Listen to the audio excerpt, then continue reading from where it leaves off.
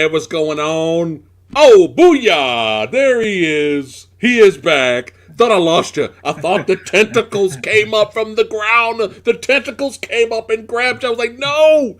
Leave my homie Liam alone, goddammit.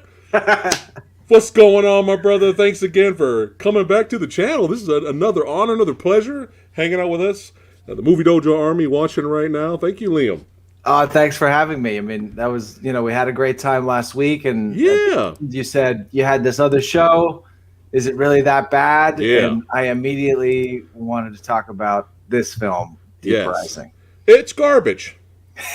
It's the worst film of all time. No, we're here to talk about it. We're here to have some fun. Thanks again for coming back to the channel. Again, like I said, as always, you're always welcome. Versus episodes, future, is it really that bad? Or you just want to hang out and shoot shit and review movies? We are here to hang out. We appreciate you hanging out with us. All right, what's going on, Movie Dojo Army? Oh, are you on comments this time? I can see the comments this time. Yeah. Okay, you're not on private chat. Cool, awesome. Not on the private chat. Sorry, everybody. 20. Last week I didn't see any of the. Yeah, comments. well, we were kind of rushing. It's all good though. 25 badasses hanging out with us already. Let's see who's here in the house. Joshua Garcia. He personally loves this film. All right, it's one of mine then. There you go. Norzoth. Deep Rising is not that bad. It's a fun film and deserves more recognition. From Norzoth. That's right. Some knucklehead called that Phat Samurai Guy is in the comments there. We got Daikatana's here. Jake Hall. All right. Jake Hall said it is not as low as 28%. All right. Omniblast. The legend is here. Heather Brackett. Acno Goji in the house. That's right. Norzoth. I said earlier. All right. Phat in the house. Tyler. Mike. All right. Everybody here. Lewis R. Everybody slowly trickling in. There we go. Daikatana says Deep Star 6 and Deep Rising same movie. I would highly disagree with that one. No. One was entertaining. The other one was meh. So yeah, we'll start off with that one. Now, there's fans of Deep Star 6. I actually like some parts of Deep Star 6. Sure. But in terms of entertainment value, you get way more bang for your buck with Deep Rising. So before we get into it and start talking about it, I'll talk about how I discovered the film, and you can go ahead and talk about you. So, 1998. We're gonna rewind. All right, we're gonna rewind this time. We're going all the way back in time. 1998, with a younger, slimmer samurai. And we have Deep Rising came out in theaters. All right. So the plot synopsis is: don't forget spoilers, chat. Spoilers. You have a group of heavily armed hijackers board a luxury ocean liner in the South Pacific Ocean to loot it, only to do battle with a series of large-sized, tentacled, man-eating sea creatures who had already invaded the ship. There you go. Simple plot synopsis. That's right, simplistic plot. Does that hurt the film? It does not hurt the film. Directed by Steven Sommers, starring a lot of faces, a lot of people we know here. Pretty good cast we got going here. We got Treat Williams, Famke Janssen, Anthony Harold, Kevin O'Connor, Wes Studi up in the house here. That's right. Wes Studi's great. Yeah, Derek O'Connor and the guy who stars in every movie ever, Jason Fleming. Yes. Here. Yes. Who I actually like him. He's fun. Yeah. He's like licking his lips through this whole movie. He's licking his chops in every scene. Yeah. Devouring scenery. Yeah, got to chew the scenery there. Yeah. Trevor Goddard, for all you Mortal Kombat Kano fans, he's in here. That's right. And we have Digimon Hansao, and I'm sure I apologize for screwing up the name, but that guy's been in a lot of stuff, and he looks exactly the same. He does. He is. But he's in shape. Quite well. He's in shape though. Well. He's in shape. Here's a fun fact, Liam. I'm sure you probably already knew this, but fun fact: they had a bigger budget for this movie. Right. Because Harrison Ford, they wanted him as Treat's character. Yeah, which, I mean, you can hear in pretty much every line of dialogue that, it was very written for him. Could you imagine, though? I can. I could totally imagine it. And I could imagine him being, like, really bored as he was doing it. And you're like, now what? Just like not giving it an inch, but collecting the paycheck. Because I think it would have been a bad time for him to have done it. It was kind of right around the time where he wouldn't have been. Although, Air Force One is 97, and that was great, Harrison Ford. But again, that's more the thing. It's funny I said Air Force One. I think the reason why the movie works so well for me is I'd want to see the movie without the monsters in it.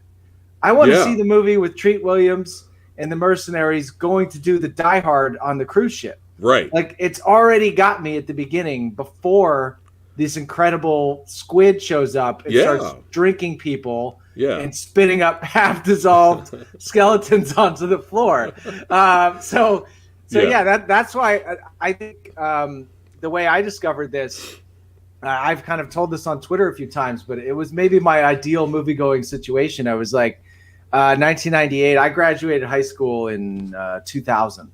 So I was with some friends. It was like a Sunday, the weekend it came out.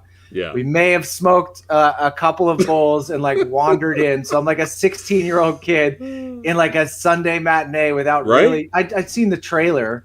That's it. But I wasn't really expecting that whole mercenary thing. Yeah. The whole first act. So that blew me away, took me right into the movie.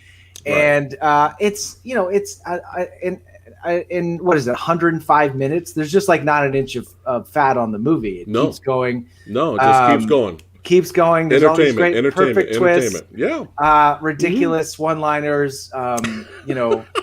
Really good kills. Yeah. And it ends up with this, a massive explosion, which again, you see that from the trailer, and a great tease for a sequel, which we can get into later. So for me, it was like, it's just the ideal matinee, to use the old-fashioned term, programmer. It's like it does everything that I wanted in that moment. And whereas a lot of people will complain for some reason, and I get this with my movies a lot too, where they'll complain about the familiarity of things and the borrowing of stuff. This needs to stop. They get super upset about it, but they'll just completely accept certain other movies like wholesale regurgitations. Frankly, I can't get enough of mercenaries being brought into situations where they have to shoot aliens and get killed one by one all day. What are you complaining about? Yeah. If you actually look at the 300 movies made each year and the percentages that have this in it, it's very, very low. Let us enjoy them when they come, and give us a little bit more, please. So I to me it was like,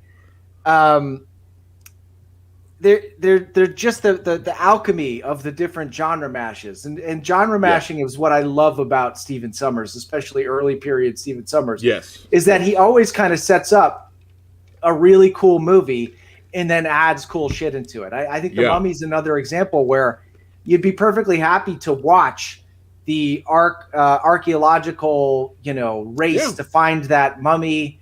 Yeah. And if it was just the action and the adventure and the romance and the daring do, pretty damn good movie. The fact that they, then unleash this this mummy that starts, unleashing hell on everything, brings it all up a notch. And that's the same feeling I get with this movie. And it's actually kind of interesting, that you could see how this would have been a PG-13. And I think that's also one of the things that when you look back from here, and you see these bad reviews for this $45 million R-rated movie where people are getting, turned into pink slime shakes. You're like, oh my God, like you guys had no idea that this shit was going to stop after this. There hasn't been this type of budget for R-rated, horror movies like that frequently. For the next 20 years. It's not the norm. Yeah, it's not the norm. You'll get an Alien Covenant, once every couple of years. They're like, oh, wow, they spent a ton of money on this type of movie. And they wasted their money. Yeah. Well, it's just saying it's just not common. I went back and I read Roger Ebert's review, and he was complaining about the different similarities from those movies. And it was like, that was all really about to end. So I think In the moment, I appreciate it. It's not one of those ones where I saw it and didn't appreciate it and got better. I loved it then. Yeah. I was in the perfect mind state for it, Yeah, which yeah, is yeah, yeah. you should be 16 and you should be stoned and you should watch it on the big screen. That is the perfect way to watch this movie. I would. No, I agree. I totally agree. I would love to see this movie again on the big screen. I would love to see it programmed. Oh yeah. Someone on Twitter when I was talking about it this weekend mentioned doing a double feature with the Blob 88 and this, and I thought that was a perfect suggestion. That's awesome. The Blob in the 80s is got to be one of the greatest remakes ever made. Right. That nobody talks about. Then more people need to talk about that movie. And they're a decade apart, and so you kind of get like a glimpse at the state of the art, evolving of visual effects from 88 to 97. Yeah. So that's my initial nice. thoughts on this. So that I'll let you go. Nice. Well, I wasn't stoned, but I was younger when I saw the movie, and it was back in the day there was we didn't have YouTube, it was literally Roger Ebert or news, and when you're young, who the fuck is looking at? Let me see let me check the dailies. Yeah. Let me see what the review Roger Ebert. No, when you're young, you don't want to do that. You're just like I actually did do that, but you did. I would read the Ty Burr and like the Globe and the Herald. I'm from Massachusetts, so I would read their reviews, but it wouldn't stop me. I remember I think they hated Event Horizon, and I was like, I love that movie too. Exactly, so, that might be a future video. Yeah, it would be another one of these. Hint, but yeah.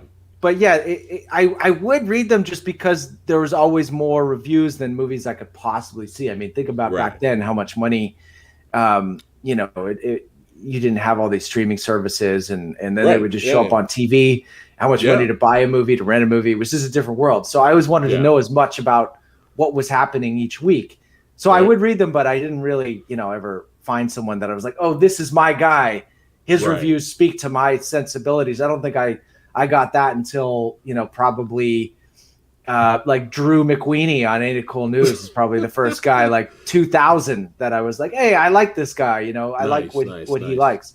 So yeah, I did do that back then, but yeah, no, that's cool. Event Horizon, yes please. There you go. They want it. We'll see. We'll work on it, guys. We'll see. We'll have to chat when the stream is over. But yeah, with me, I was just like, I want to go see explosions stuff, right? So I was like bored, wasn't doing nothing, and me and my buddy, the cranky critic, were like, let's go. So we went to the theater. We saw like a TV spot, right? And I remember the tagline was Titanic meets Aliens meets Die Hard, right? I remember that was like one of the taglines, right? One of them was. One of them, yeah. Do you remember the other was Full Scream Ahead? Hell yeah. Yes, that's a great one too. Yeah, that's a great one too. And we went to the theater. We had a blast. Walked out. We had a lot of fun with it. We were entertained by it. It's funny because I ended up liking the movie more over time. Yeah. When I was young and dumb and I was like, explosions, right? I was just kind of like, I liked it. It was cool, right? But when I kept rewatching it every other like 4 or 5 years later, I got the DVD and then I watch it again on the Blu-ray and all that. I actually appreciate it a lot more. I think it was on like Netflix, like I want to think like 2009, 2010. And I think that's when I saw it. Would be the one I can remember after the theater. I probably saw it one time in the middle, but seeing it again on that, I was like, oh my God, I love everything that they're doing here. Like from the opening right into the boat. You're on the boat, you're on the move, you're getting to know everybody, in movement. It's all happening and it's all kind of and like every single cent is on screen. It looks the ship looks completely extravagant. The sets are amazing.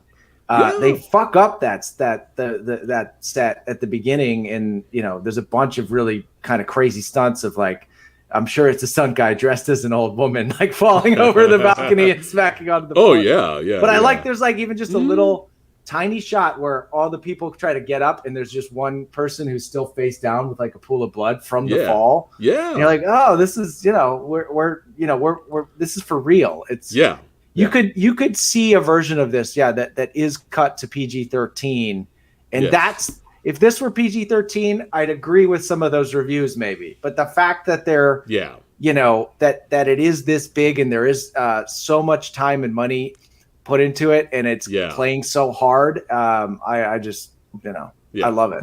It's $45 million, but that's nothing compared to today. That's for like mainstream Hollywood blockbusters. That's kind of right? I think it's pretty big at the time, especially like you're saying, like even if you had to be 45 million without the big star, because let's face it, like Harrison Ford to Treat Williams is like that's definitely, if Harrison Ford's in this movie, it's a hit. I think.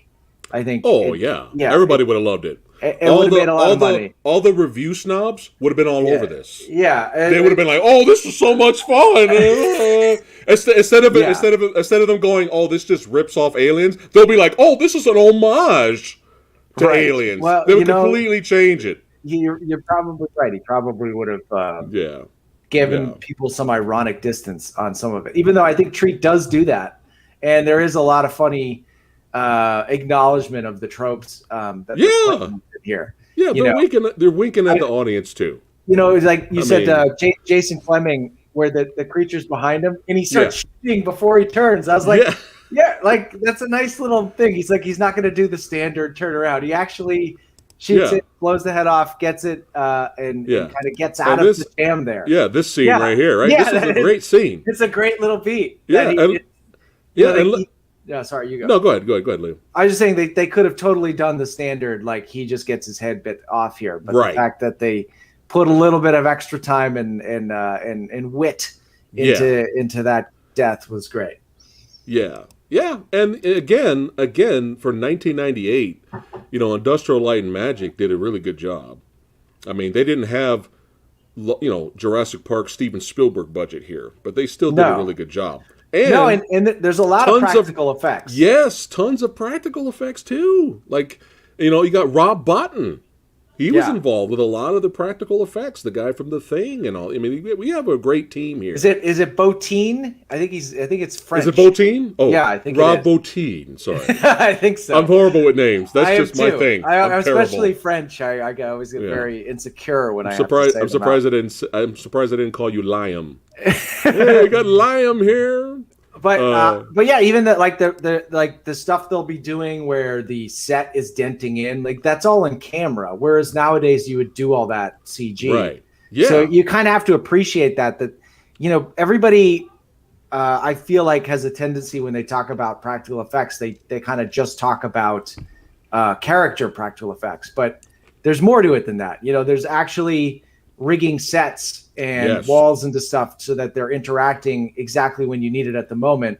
And that's the type of stuff that's easily replaced by CG. And from a filmmaker standpoint, it's kind of nice that it's replaced from CG because, you can fix it and you're not beholden to the timing. You don't have to wait for the guys to get everything right. But when you see it done well, like in this, when they're in that hallway that's all getting crunched down in the elevator, some of that stuff it's a mix of practical and CG and stuff, and it's like it's really well done. I love this scene. Look at this right now, chat. This is fucking phenomenal. This is how you do it. Look at all this practical effect work we got here. This is great. Yeah, I love this scene too. This is like a very intense scene, full of y'all know what I like. Gore and jibs. That's right. Tons of skeletons on the ground there. A lot of just a lot of great moments in this film. This is very, very entertaining. Very, very entertaining. And again, like you were going back and talking about, them kind of winking at the camera and doing stuff like that. Look at the shot right here. What is Famke doing? She just cracked his. We should talk about Kevin J. O'Connor and he kind of is this amazing character actor who's had this really interesting career, and he's like Stephen Summers' like good luck charm, his muse, if you will. He kind of shows up in all of his movies and does crazy work. But I think this scene cracked me up. she just cracked him in the nose when he came in. Yeah. With Yeah. And then, so then they turn here. Yeah. Yeah. The mercenaries are like, drop your guns. And they all drop their guns and she drops her shoe. It was hilarious. Like, it was really funny. Hold on. We got a super chat here. I felt like they have pretty good chemistry too. Oh, I thought Treat Williams, Famke always gives these nice little smiles. Oh, yeah. She was the second choice too. I was surprised. I read that too. Yeah. You know, and they were scared to cast her because of her familiarity with GoldenEye. And I'm like, well, that's why you should cast her. So people will be like, hey, it's the actress from GoldenEye. But, you know, it was great. She was perfect in the movie. She's perfect for the movie. Yeah. Thanks for the... Oh, sorry, Lou. Thanks for the donation, Goji. He goes, you know what would be one of your episodes for It's Really That Good? Gurren Lagann. Have you heard of that? Do you watch anime? No, I've not heard of Gurren Lagann. Okay, I keep hearing it's a really good anime. Okay. We'll see, Goji. We'll see in the future once we start that series. Is it really that good series? Oh, yeah. You might want to jump on that in the future. No. I always have to be a pro positivity. Oh, I forgot. I keep all my negative thoughts offline. Just let me rant. Like before, I need to. I know you're in the. If Roland Emmerich wants to hire me, I am available. Hire him, Roland. Hire him. Steven Summers, very available. There you go, Steven. There you go. Speaking of the cast, and you mentioned him earlier, Dimon Honsu. So this is again of the time that you're maybe not going to appreciate it right now, right? But he had just been in Amistad, and it was like this huge kind of Oscar push. This guy is the next big thing. Amistad was before this? Yes. My God. He's got a great look. Everybody's like, wow, who is this guy? So when he shows up in the first half of this movie, you think he's like a main character, especially again, there's no stars really in the movie. So this guy, was just in a Spielberg film like recently. So you're like, okay, this guy's in to go. And that again, one of those great first viewing spoiler moments, the money. And the axe to the head is just an all-time what the fuck moment that just totally brought the house down in the theater we were in. Oh, yeah. Everyone was like, because you thought this guy was, if he wasn't going to be the lead, he was going to be the last mercenary standing. Is kind of where I thought he was at. And no, he goes down, at the 40-minute mark, just with a fucking axe to his head. Yeah, boom. Yeah, that really caught us off guard in the theater. We were like, what the fuck? But yeah, I mean, great kills throughout this whole movie. Great, badass, R-rated kills. None of this PG-13. Let's play it safe so we can bring Timmy and Jimmy to the theater. Fuck that. All right? Balls to the walls. Midnight movie viewing. Movie viewing. That's what this is. By Disney. This is that's even more unlikely that Steven Summers got, Disney to pay for a ship full of like pink slime skeletons is just insane. It's insane. Yeah, but again, more great kills. Like we have the toilet kill here. Smack! Look at that.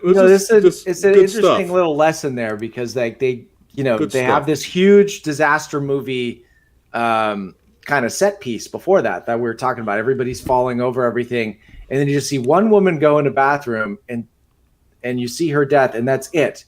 We never go back and see any more of that attack, and it's a good lesson I think for indie filmmaking is that like. The intimate attack actually can tell you more than all of the big shit that's going on there. It's like, it's great that they had the money to show us that, but even with all the money and the options they had, it's just good storytelling to focus on just one person and be like, oh my God, and have a big geyser of blood shoot up out of a toilet. It's brilliant. It's brilliant. But yeah, stuff like this is what I'm talking about. Excitement, fun characters, fun moments, some comedic, dark comedy moments, but just shots like this right here just reminds you, oh yeah, fun. Do you guys remember Fun? Like midnight movie madness. And this movie, for that genre that it's representing, which is the action creature feature horror genre. This is fucking phenomenal. I know I usually like to build up to the end and let everybody know how I really feel. No, fuck it. Fuck it. This is a fun... Get your popcorn, get the pizza, get your beer, get a whole bunch of people over and watch it and have a great time. Great effects, CGI and practical for its time. Practical effects still hold up. And it's just a fun ride. And it's sad that people got all snobby about it and looked down on it when it came out. Like you were saying earlier. And I think this needs to stop. I think this movie's a copycat of this movie. Okay? So, you mean it's all in the same genre. Right. Homaging something is fine. Taking something and making it your own is fine. Right? Mm-hmm. There's nothing wrong with that. And there's nothing wrong with being inspired by something and making it your own. Right. There's nothing wrong with that. If it's all in the same creature feature horror genre, then it should be accepted. If it's good, if it's a good movie, it should be accepted. Just because the critics would probably like The Howling or An American Werewolf in London more, should I just not watch any other werewolf movies? Should I just stick with those two? Should I not watch the fucking phenomenal badass Dog Soldiers? Well, it's a werewolf movie, so I gotta watch the best of the werewolf. No. If it's all in the same genre and if it's good, at the end of the day, that's all that matters. Thank you. And scene. I love it. You gotta do the golf clap. Yes. I was gonna say, it's like, okay, you've seen this movie before, because I have not seen a movie where Han Solo fights a giant squid on a cruise ship. They tried to do a little bit of it on Force Awakens, and this is better than that. So you should watch it. Oh, that's true. That's true, right? Oh, how hilarious is that? How hilarious. Oh, but it's great. Also available to work for you, J.J. Abrams. So no bad words about Force Awakens. Available for hire. Thank you. Roland, J.J. Abrams, Steven Summers. Contact this man. Yeah, very available. Right here. I'm trying to. I poor Billy. That death scene. Oh, it's phenomenal. Is a really great, like you're saying, practical effects, CG enhancement, and I forget. Like, oh my God, it's Billy, and he's spinning up and looking at him. It's a great. So in terms of the plot, moment. Oh yeah. So in terms of the plot synopsis, just to kind of catch chat on those who have not seen the movie. So, like Liam was saying, it's a straight up mercenary flick. That they hire Treat Williams and his boat to kind of get them out there with secret packages in the back. And what's the tagline Treat says? No questions, just cash, something like that. It was something like, if the cash is there, we do not care. That was his tagline. The cash is there, we do not care. And then Kevin J. O'Connor really does. He's like, what kind of a life philosophy is that? He was hilarious. He was hilarious. Good point. But they get, they find out later, oh shit, it's torpedoes. And they get, they make it onto the Artonautica ship name. They get on the ship, the cruise ship that has nothing but rich people, obviously. And, they're in there partying and doing their thing. But before our mercenaries show up, everyone's gone. They're like, where is everyone? Right? Even Treat's like, I don't hear a party, because they're like, let's crash the party. He's like, I don't hear a party. They open up the doors. Nobody's there until they get to the deeper levels, and then that's when they see the jibs and all the fun stuff, and that's when the movie gets more fun and exciting and suspense building with action and comedy, and that's our film. But yeah, really great deaths. So when the creature fully reveals itself, when we finally first see majority of the tentacles show up, they all freak out and they start blasting away at the tentacle. At this point, they're just like, fuck it, fuck the vault. Let's just get off the ship. They have the predator scene, fuck going after the vault, the ship's vault, let's just go. And they're all like, let's just work together. So they're shooting at the tentacle, and the tentacle opens up, all this blood and jibs and stuff comes out, and that's when Billy, one of the mercenaries he got eaten earlier, shows up. And this is the scene Liam was talking about. Now watch this and watch the 4K Kino Lorber release. The Blu-ray is really good, guys. There's tons of special features on there. Make sure you guys go out and buy it, okay? Awesome. Not sponsored by Kino Lorber. But this is it looks great in 4K. And sometimes, like I think you've said before, sometimes some old CGI sometimes could look dated, right, to today. Especially with 4K remastering of it. It can look you could see it a little bit more, right? Yes. Right. This looks still, on the 4K TV, still looks phenomenal. It still looks phenomenal. And I'm going to show you a quick clip of what we're talking about, chat. This is just a poorly, horrible, pixelated 8-bit graphics GIF. I'm going to show you right now, but we have to show you the scene. But Billy spills out of the tentacle, and he's not fully dead yet, right? Because what do these creatures do in this movie? They don't eat you. They what? They drink you. They drink you. Yeah, which is worse because it is worse. If you get eaten up, you're done, right? But they crush and slowly just drain you and drink you, and then they discard your skeleton. So it's worse. I think that line was in Ebert's review as like a reason why it was bad. And I was like, well, I guess we're just not going to agree on this. Yeah. Okay. They drink Ebert. You is a great line. Yeah. Yeah. Rest in peace, Roger Ebert. Rest in peace. Well, that's why you bring him up, because he can't defend himself. It's easier. Easier than ratcheting it out with anyone else. But I think towards the end of his career, I think he was he's finally coming around to other genres and understanding the genres. He likes sci-fi movies. It's always just, again, he's one of those guys. I bought Ebert's books and I would read his different reviews. Mm-hmm. And he had his reasons. I never lined up 100% with him one way or another, but he's always a smart guy who had things to say. But this was definitely one of those where you're like, it made his most hated list and was a 1.5 star, and I just couldn't be farther in disagreement than it. Right, and it's fine to disagree. It's perfectly fine. Perfectly fine. But a good example of old school Ebert, who was kind of a little bit more snobbish than towards the end of his career, Ebert, he made fun of Lone Wolf and Cub movies. Right. And made fun of how ridiculous the blood would shoot out like hoses, right? Which was the style of the samurai film. Yeah. He made fun of that, and he called Shogun Assassin and Lone Wolf and Cub movies the dog of the week. He would pick it as dog of the week. But towards the end of his career, he loves Kill Bill. What did Kill Bill have? Tons of blood squirting out like samurai movies, right? So I think towards the end, I think he even liked Crouching Tiger, Hidden Dragon. I think Crouching Tiger, Hidden Dragon, you can't dislike it. But I'm sure he probably reviewed some martial arts movies where they were flying around. He was like, "This is ridiculous. Why are they flying around?" But like I said, sometimes it takes a while for people to finally understand the genres, or they can remain snobs and look down on genre films and just praise movies like The Pelican Brief.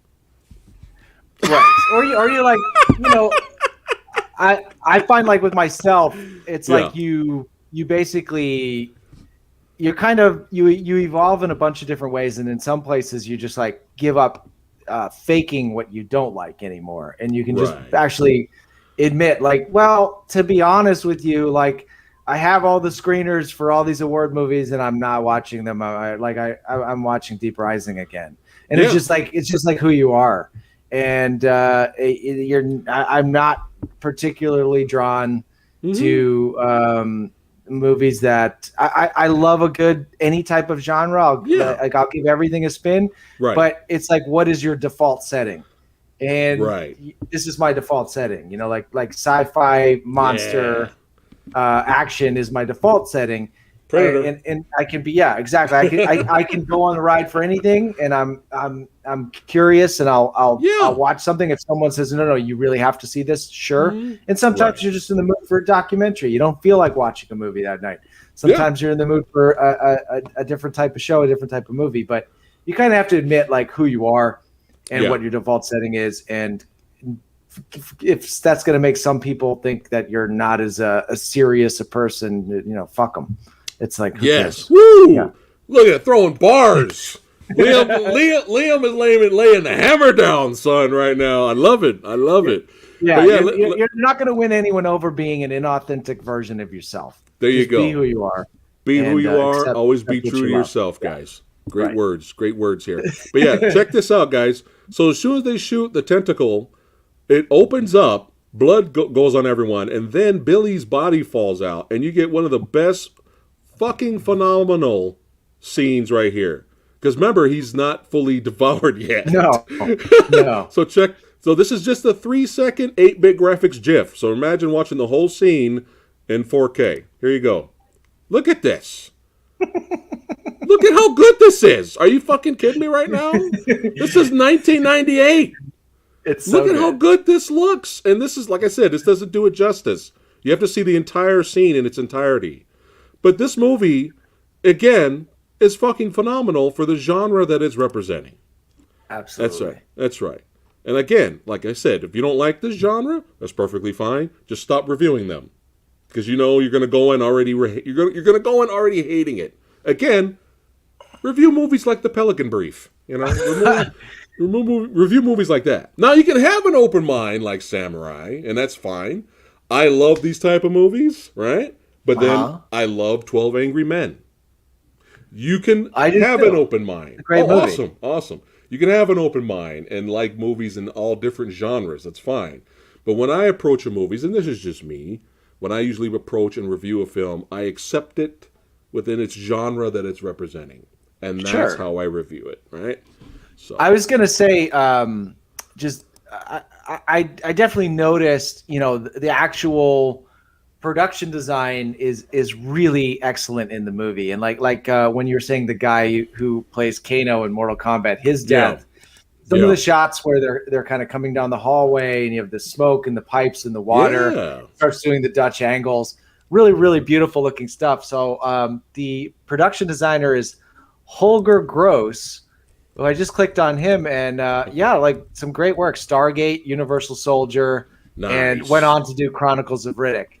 So not exactly an accident that the production design is so good, and kind of the use of stages and the stagecraft is so good. You know, like when they're coming up on the side of the boat, then into the cargo bay, like those aren't the same places. None of those things are the same locations. Like they're reusing the same sets all the time, and you don't notice it at all. It's really, really like just old school Hollywood craftsmanship in this kind of new school CG monster movie. So that's kind of where I appreciate it, because I think some of that sweet science of the 90s has been lost, because the 90s, I was saying this about Independence Day, how it's such a great blend of miniatures. It's the most miniatures ever done in a movie, practical effects.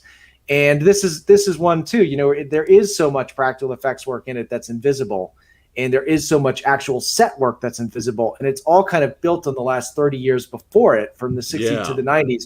All the people that are working on this are all at like the height of their powers, and they're really, really good at what they do. Yes. And all the CG that you're seeing there, the reason why it holds up so well is that like they just wouldn't do it unless it could work. Like, they would test the hell out of it. They spent a lot of money on it. It's ILM. Yeah. And every guy that's working on that is the best in the world at what they're doing. Yeah. And if it could be done any other way, they would do it the other way. They would only do it for what it could do and what it could do right.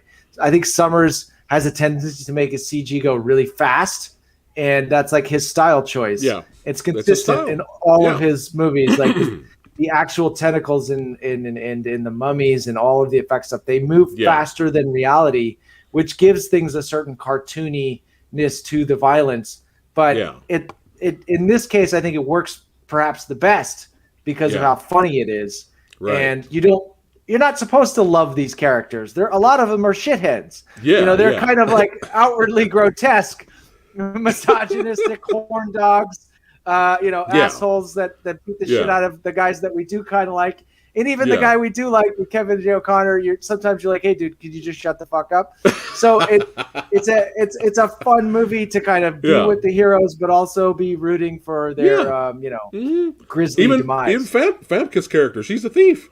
Yes, she's a thief who gets that slap to that. I still think the slap to the face is unnecessary, though. That I don't remember that, but it's Simon Anthony Held, who's the guy who runs the ship, when he first grabs He's her, on the left there. He's on the when he left. first grabs her and catches her with like stealing, he just gives her this slap that's like whoa, and even the captain's like, whoa, that's a bit much. Yeah, like, It's like, dude, she was already detained.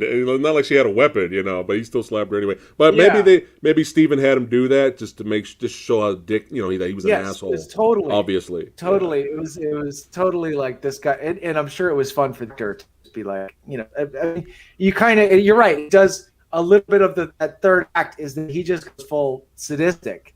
But super but villain. he definitely just wants to murder her at the end of the movie. It doesn't really have anything to do with him getting away. He can just get another key and be like, take off. And he's like, I really want to see what happens to your face. I want to shoot kill it you with a flare gun. Yeah. You're right. You're right. Maybe the slap is 100% in character. You know what? No notes. The movie's perfect. It's perfect. But yeah, like you were talking about earlier, a lot of practical effects of the ship and stunt people falling over. I mean, like, it was some crazy stuff. Kind of reminded me of Poseidon Adventure. Right.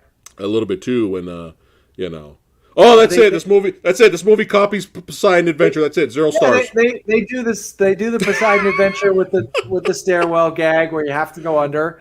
But are you not going to do that gag? Are you not going to do that gag? It's a great moment in the movie. Separate everybody. The other thing that I was impressed with, because it's been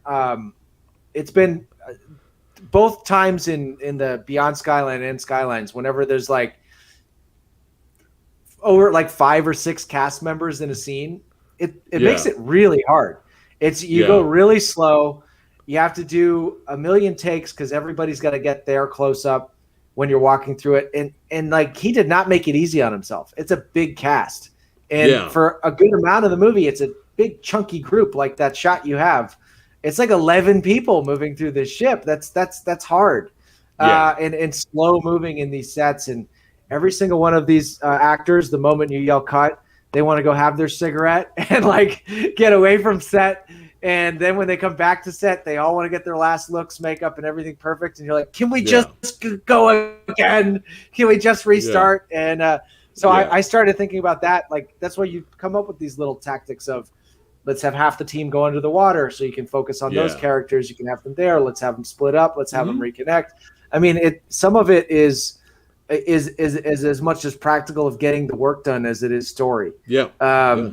But I thought they did a great job at managing that, because I never felt like they were rushing through anything in the movie. Copy that. But I watched the interview of Wes Studi on the Blu-ray, and he had a great time. He said he had a great time filming the movie. He says they were in water a lot, swimming in the water, diving in water, running through water. He was talking about how they enjoyed those guns. Those guns were fun. They were almost like fun.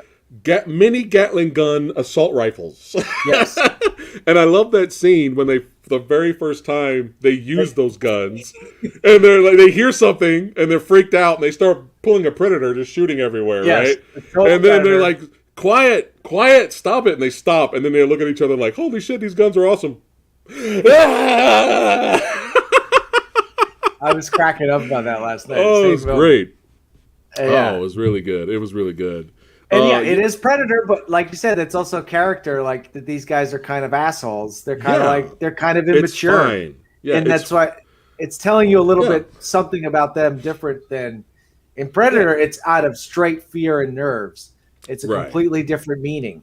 In this one, it's like these guys are like overgrown teenagers. These guys they're not like the dignified soldiers, mercenaries of Predator. These guys are kind of douchebags. Yeah, they're kind of douchebags. And I love the little small moment where they're in the kitchen area. That supposedly they thought they were going to be safe in there because it was locked down where all the food was. And hey, we'll just stay in here. We'll be fine. And then it was a Treat that told the story. No, it was. Treat. Was it Treat? The fish. Okay. Yes. Yeah, you want to tell that story? Tell that story. He says. He says really good. His story was, that he put a fish in a bottle and gave it to an octopus, and the octopus found it in 1 minute. Yeah. And then Kevin J. O'Connor, and the moral of the story is. We're the Hey, fish. that was a great impression there. His voice is crazy. It sounds like it hurts him to speak all the time. But yeah, no, that's a great little moment. There's funny moments like even the captain we talked about when he gets pulled down through the bottom of the it's like a catwalk, and then everyone just stands around there afterwards and talks for like 5 minutes. Yeah. They're like, a man just got ripped out of my arms in this space. Can we go into a more secure location? Yeah. But there's really no secure location. That's kind of the whole point of the movie, is that wherever they are, is the tentacles can get there, which actually was the working title, right? The working title was Tentacle. Oh, it was Tentacle, yeah. And I love the fact that they actually show intelligence. Like here when it gets burned by the steam, it's like, what the hell? It like turns it, Yeah, I really like that. Especially we learn a little bit of the hearing with the gun there. That's a cool little scene. Yeah, and then when they lock them in, they're trying to get out certain doors, and the doors are turning and locking because they want to push them to the the bowels of the ship. Yes, where the final boss, if you will, is waiting. And I love that scene where they just go in there and it's nothing but a gigantic sea of skeletons and blood and corpses and leftovers. It was really it's a seriously gnarly scene. It's not really anything that I can remember from a movie recently, like a big budget R-rated movie that had something of that scale of gnarliness. Yeah. And I love it. Picked up Treat, and Treat shotgun blasted to the eye. That was great. Yeah, and you notice like the first shot that you establish Treat in, you see that shotgun. It's like right at the beginning of the movie. So it's Chekhov's shotgun there. You have to do it. Right when he's playing video poker at the very beginning, it pulls behind his shoulder and you reveal that. So I appreciated that. And then I appreciated that, there's a couple of nice, really shotgun kind of shots when he lands there and gets out of it. Yeah. More of that. I'm like, this movie gives you that, but yeah, exciting, phenomenal, gore, practical effects, excitement, tons of just tons of great moments, great exciting moments in this movie, really, really great. And I think you could go another big reason of why it feels fresh now is that its length. It is so tight for something that has that money spent it. I feel like it's one of the reasons why I really enjoyed Godzilla versus Kong. I liked how tight that edit was. I felt like there's been a weird thing in big budget movies where if they're spending a certain amount of money that it needs to like be 2 hours and 20 minutes or it's not respectable. And I don't think that's always the right thing. I think if this exact same movie and you just tried to pump in more, it couldn't sustain that added weight, Some stories only need to be so long. And so I think part of it is just how finely tuned the machine is, it's not it succeeds at everything it tries to do. It doesn't try to do more than what it's built to do. And I think that's another reason why if you're giving it a 1 star out of 4, you're just completely out of your fucking mind. Because it didn't all of a sudden, reach for something that it couldn't grasp. It didn't all of a sudden say, you know what, Famke and Treat, like they have the love of a lifetime and we're going to put in a fucking like Celine Dion song in the middle of this. They didn't try to do that. So why are you judging them for like perfectly calibrating this entertainment for you? It's like, now the movie would have to be and because it would have to be longer, it just doesn't get made. So this is one of the things that we're talking through about why certain movies have fallen out of favor. And I think you got to celebrate the fact that like this sort of pacing and kind of fatless storytelling should be celebrated. Preacher to the choir, man. Preacher to the choir. That's why I'm here. That's why I'm here, just so I can rant. Rant. Movie Dojo is a place to rant about our love for movies, goddammit. And speaking of Movie Dojo, we got 54 badasses watching us right now. Thanks, you guys, for hanging out Oh, that's with the fantastic. Samurai. We appreciate you guys hanging out and liking the video. We really do. We love hanging out with you guys and talking movies. And yeah, overall, I agree. And that's something I didn't think about the length of the film. The pacing was perfect. Because I just rewatched it today. It's And fucking tight. I did not feel bored. I did not go, No. oh, I did not go, oh, this is like my least favorite scene in the movie. Okay, let's just get through this to get back to the badassity. Never felt that. No, I never felt that. it's super tight. Do you have any other stories on Kevin? I mean, what's his name again? Is Stephen Summers' Good Luck Charm? Do well, I mean, I saw some people wanting to talk about the very ending. Sure, we of get the movie. well. Let's wrap it up, and then you can go into the ending. Because I couldn't, when some of the Movie Dojo Army members kind of messaged me, and I was like, really? So I was like, I couldn't wait to ask you just in case you heard something. No, I this haven't was heard. legit. Okay. Okay, yeah, you let me know. We'll wrap Tell it up me. here for the badassity members that are here. But yeah, overall excitement, and I love the jet ski scene, man. Oh yeah, no, the jet ski. I mean, It's so much fun. I definitely noticed the stunt doubles more Well, yeah. this time when I watched it because Mhm. it's in HD now and you can see Yeah. it, but that's a really hard stunt to Yeah. do, to fucking Yeah. pull a fucking 180 on a jet ski in the middle of the set, and they did a great job for it. Yeah. And yeah, no, I love that he's like, we need to build up the speed. We go around the corner, and then of course, boom, the monster's right there. Yeah. Great Yeah. beat. And And then I love how they're just keeping the monster back, and he's like, cock the shotgun while he's driving. And this is fucking phenomenal. This is so badass. and This is amazing. that's intercut a really gnarly scene with the shitty Simon Canton by Anthony Heald, where he has to jump on to that ship and breaks his leg. Yeah. And that really was like, oh, and like the bone is coming out of his leg as he gets in there at the end. It's such a great deserved demise for a real slime bag. Yeah. So yeah, I mean, like the ending gives you everything that you want, Yeah. especially where you're saying Kevin J. O'Connor. It gives you, they don't kill the dog of the movie, which is Kevin J. O'Connor. He's kind of the sidekick. He's the boomer. He's the Chewie. He's like Han Solo's Chewie. You can't kill fucking Chewie. Yeah. It's funny because I remember everyone thought they were gonna kill Chewie in Force Awakens. It was like, you just can't kill Chewie. I'm walking out of the theater if you killed Chewie. Fans would have rioted. Yeah. Fans would have rioted if they killed Chewie. They would have went nuts. It's inappropriate.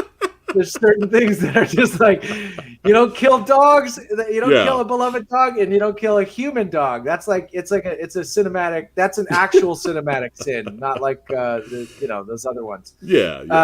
But yes, go ahead. You're talking about the Kevin J. Connor stories, or what? You're talking about the ending. No, just if you heard anything about him, like any fun acting stories and other. No, I haven't. I'd love to work with him because he's I just watched The Mummy again with my kids, which is much more like hardcore than they were ready for. My 8-year-old daughter ran out of the room screaming once the scarab started moving under that guy's skin. So we didn't get past the halfway mark, and I waited until they went to bed, and I finished it, and I was like, "It's a fucking great movie." I'm a big Stephen Summers fan. Yeah. Yeah, I mean, The Mummy was perfect because it was one of those. Hey, do you remember? It was like a throwback homage to the old pulp, era, like the old serials, adventure serials back then. That's what the whole, with Brendan Fraser having that grin. Like that heroic grin the whole time. I mean, it was on purpose. It was great. His craft, like Summer's craft, gets like kind of knocked a lot. And if you watch that movie, watch Rachel Weisz's introduction in that library scene. It's a oneer where they do a Texas switch. So the stunt version of her knocks all of the bookshelves over all in one shot, and then Rachel Weisz gets up at the bottom. I mean, that's like I'm saying, he really has a lot of amazing old school Hollywood craft, and Yeah. he was doing it at a time that was kind of like a departure from that into this new sort of CG spectacle. And Right. I think Deep Rising and The Mummy are probably these two best versions of that. Yeah. Yeah. Where it just kind of the genre mash, the style mash, everything kind of comes together in such a satisfying way. Yes. Have you seen Odd Thomas? I haven't seen Odd It's Thomas. actually good. It's actually pretty Okay. good. Rest in peace, the late great Anton Yelchin. But Yeah, I love Anton Yelchin. But it's a good movie. It's a good like fantasy horror adventure like flick, supernatural. Like it's pretty good. I just didn't. The only reason I'm asking you is it kind of looks at when you watch it. Let me know what you think. But it kind of looks like some of the special effects weren't finished. So I wanted your. That could happen. I mean, that Yeah. could happen. It's like But a lot of special it kinda effects are looks like abandoned. it.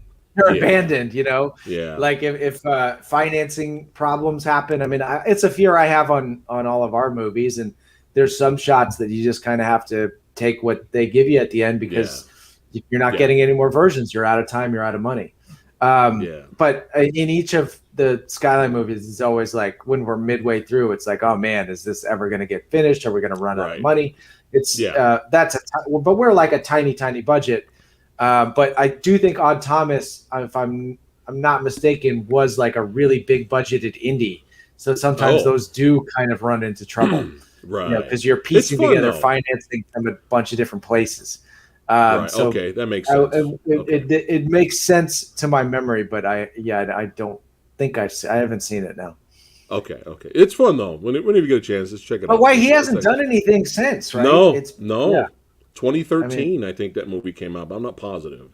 I mean, look, I'm sure that the residual checks in the mail for these Mummy movies are like he can retire after that. Real right? good. Yeah. But I'm actually, I'm one of the few people I like his Rise of Cobra quite a bit. I think it is very much in tune with the old cartoons, and it's ridiculous in kind of all the right ways. Like, the end shot where Cobra Commander's like in a laser beam prison was like, I just laughed so goddamn hard at that. That is like, the Larry Hama, like that is the old school. You gotta love crazy shit. Snake Eyes and Storm Shadow were great. You gotta love that.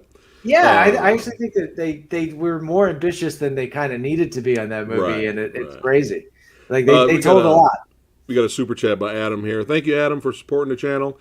He goes, best scene is when that chick gets dragged down the toilet when she thinks she's safe at the beginning. Yeah, we showed that clip earlier, but yeah, that was one of that did remind me a little bit of the Blob there from the 80s, just a little bit. For sure. Omniblast says the Odd Thomas is fun. She enjoyed it. But yeah, it's a lot of fun.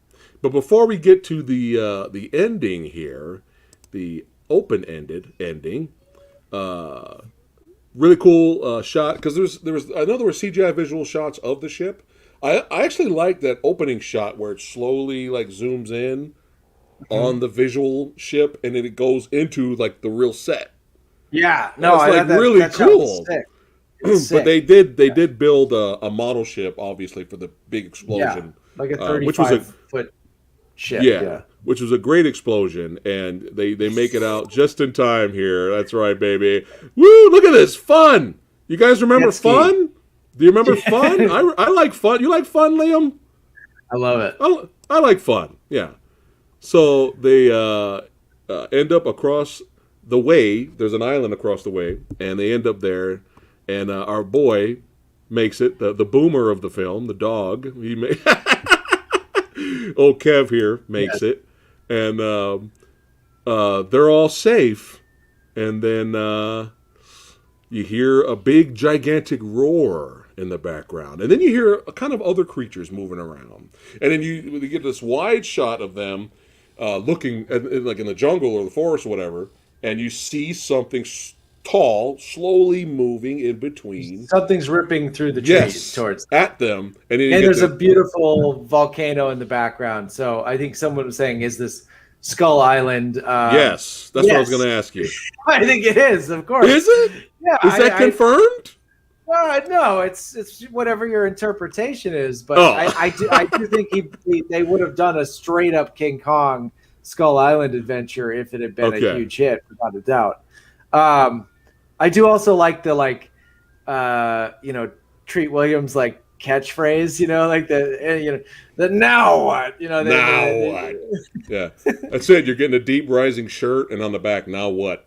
hell yeah. You should get that on the back of the shirt. Oh, well, I would love that. Okay, so But yeah, again, so it's up this to your is interpretation. Okay, because that's what some up to people your were asking me. interpretation. It's someone said that it was like they were planning on doing a King sequel. Kong sequel, but I think at the same time, well, maybe they could have, because I know, wasn't Peter Jackson planning a King Kong movie in the around this time? Probably, at because that Universal? what was that, mid 2000s? I think. Yeah, but no, he had an original one that was like a little bit more like The Mummy. So his original one was a little bit more like a serial adventure. Okay. Like The Mummy, and it was right around the time as The Frighteners. Oh. And it fell apart.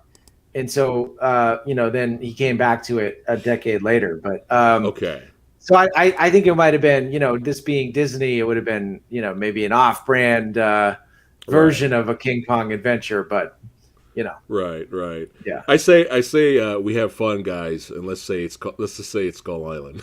Hell yeah. I mean, obviously, Stephen Sommers knows what he's doing there. He's having fun. But again, this was do you remember a lot of movies doing a sequel tease like that at the time? Not for creature features. No, that was another, like, this movie is so confident. Like, of course, right? It ended up being sort of misplaced confidence, but it's what I respected. And I think what's cool about this is that the sad version of this is if Stephen Sommers never got to make any more movies after this, and this derailed his career. The happy ending is that the movie didn't make any money, and it has this weird misrepresented reputation on a couple of sites, although it's definitely coming up on, even on IMDb it's higher, and Google it's higher, and Amazon Prime it's higher. The Rotten Tomatoes is the most strangely out of sync for its score. And even there's some recent negative reviews on there of people that are just showing their ass for no reason. I don't know why you would. I don't know why in the last 5 years you would decide to watch this movie and give it a negative review. You should really, and especially the audience reviews. Like, shame on you if you're going to watch this movie and go, hey, I think it's time for me to log on to Rotten Tomatoes and give it a bad review. Like, get fucked. But it's all the same. But here's the thing, you don't deserve this movie. You don't deserve it. No, you don't deserve it. This movie was made for us, and the badass is watching it right now. But I think but the thing is like, the annoying thing is it's always the same critique. The reviews are all the same. The reviews all, it's just copycat and other stuff, and the other, it's like, they must stop be watching more movies doing than that. Us. Must be watching more movies than us if they think it's a copycat. But I was going to say but Sommers, that's the happy ending of the movie is that obviously everyone recognized that this guy was uniquely talented, and he went on to make a bunch more entertaining movies. So I think that's actually, like, it's a great origin story, for what he ended up doing in with the Mummy movies and some of the other stuff that he did. So all good. It all ended where it needed to be, but we will defend the honor of Deep Rising. Yes, that's why we're here. Would you have wanted a sequel? Absolutely. Yeah. I would make a sequel. If someone came to me right now, we were talking about this on Twitter, Deep Rising 2, Finnegan's Wake. Yeah. Yes. Support. Hashtag Movie Dojo Army right now. Hashtag Finnegan's Wake. Deep Rising sequel, son. Liam will do it. Yeah. He will do it. Yeah. Right now. Let's go. Right now. Yes. Make the call. You know who to call. I don't know who's available, who's old enough. It'd be funny if we could get Kevin J. O'Connor in like J.K. Simmons shape. Like, he's on the island still, and he's like ripped to shreds. He's the sole survivor. He's burying Finnegan at the opening. A new group gets attacked by the monster. They show up there at the end of Act 1, and you're into the. You got this. The monster is in the water. You got the monsters on land. What do they do? There you Let's go. There you go. Yeah. Deepest Rising. We got here. We got, there you go. Deep Rising 2. Welcome to the jungle. Yeah. This is all fun stuff. There you go. Finnegan's Wake. Finnegan's Wake. Hashtag No, it. I actually Googled that joke to make sure no one else had made it first. I was There. watching last night. I'm like, There you go. all right, his name's Finnegan. It's copyright now. It's been copyrighted. There you go. No one can steal it now. But yeah, let's go ahead and give I'm pretty sure everyone's know where we're going to give the movie. So, chat, we're going to get to it here. Is Deep Rising really that bad? Meaning, is it as low as 28% out of 100? That's why we are here, and it is a no from you, correct, Liam? No, no. It is in fact great. That is my official answer. And out of 100%, 28. And no, it's a 90%er for me. Yeah. It's for the genre that it's representing. It's extremely high for me too. So yeah, it is. In our opinion, it is not as low as 28%. It gets the thumbs up from Chuck. That's right, thumbs up. Now, as always, let's see what the Movie Dojo Army voted. And it's all good if they hate the movie. It's all good. We love you. All right, here we go. What did the Movie Dojo Army think? Bam! Look at that. Movie Dojo Army says no. Deep Rising should be higher. Who is this 20%? Who is the 20%? Show yourselves. Show yourselves. Show yourselves. Oh, that's funny. But yeah, Movie Dojo Army. Look at that. 80%. They outvoted. They won the vote. So even they agree with us that this Excellent. is. Yeah, that's awesome. You're still mad about that 20%. Goddamn it. Oh, but yeah, chat. If you have not seen Deep Rising, even though we kind of spoiled some of it for you, but that's what you do when you come here for this series. Right. We got to talk about spoilers. But it's fucking phenomenal. Just great suspenseful scenes. That's right.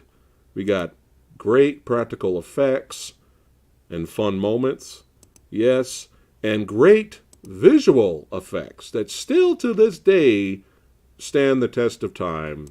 That's right. And badassity. Sorry, wrong one. Badassity. Is that James Cameron rated at 20%? Badassity action sequences like this scene right here. That's right. And overall, a fun cast and just a blast. There you go. Blast is the perfect. That would be the pull quote on the poster. It's a fucking blast. Yeah. All right. Let's go back to the James Cameron rated at 20%. I just saw Norzoth quote. I didn't know James was in the chat. Again, James, I'm tech avail. Oh, you mean James Cameron, the guy that approved Terminator Genesis and said it was the greatest Terminator script he ever read. Well, that was like he was just doing that in the promo for Arnold. I know. I know what he's just doing. Helping out his boy. I thought that was fine. Yeah. It's all good though. It's all good. But this was a blast talking about this. That's right. There you go. Omni knows what's up. Omni Blast know what's up. Sometimes it's all about having an Omni Blast. That's right. But yeah, it's just fun. Again, you're working hard all week. You're working 12-hour days. You're working 6-day weeks. You want to come home, and when you're in the mood, you just need to just relax. Kick off your shoes, grab a beer, grab a pizza or whatnot, popcorn, just sit down, and you want to escape to something fun and exciting. And that's what these movies are for us. And we've become so much a fan of these genre films that we can watch these every day. We don't need a hard day at work to watch these movies. No. We can watch Deep Rising tomorrow, So our default setting. That's what I was talking about. Our default setting is this is what I want. It's all right, Daikatana. You can have soda. You can have Pepsi or Coke. But this was a blast. I guess we can go ahead and wrap it up. And was there anything else you want to talk about, my friend? No, I think I got it all. I got it all. I had a great time again. All right. Yeah. Yes. Do it again. Always an honor, pleasure to have you on here, my friend. Chat, Movie Dojo Army, all the badasses watching. Don't forget to support Liam's work. Check out The Skyline trilogy, son. Check it out. It's popcorn movie night. Popcorn movie night.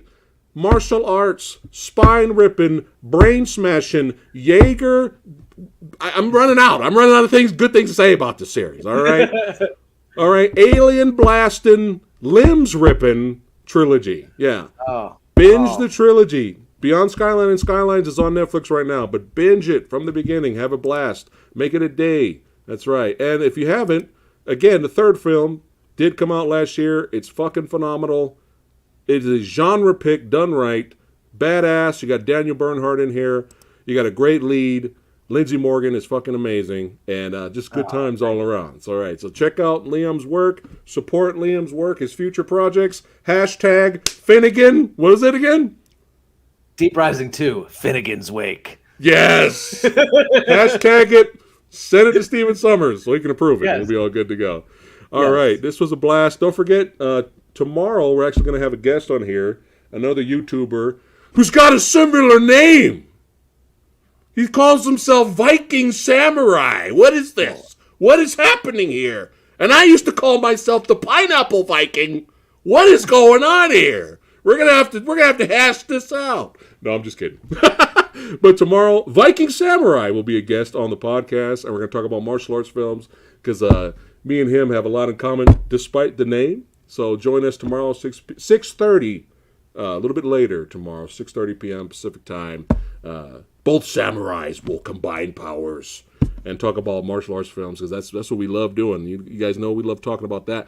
And don't forget, Thursday, this week's Versus episode, 6 p.m. Pacific time, is going to be An American Werewolf in London versus The Howling. That's right. I'm segueing to it now because I mentioned those two earlier.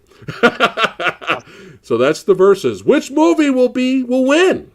We're gonna find out. But Rick Myers, Kung Fu Santa, everybody. Ranjit Marwa, film director, you guys know him. He's a regular on here. He will be there as well.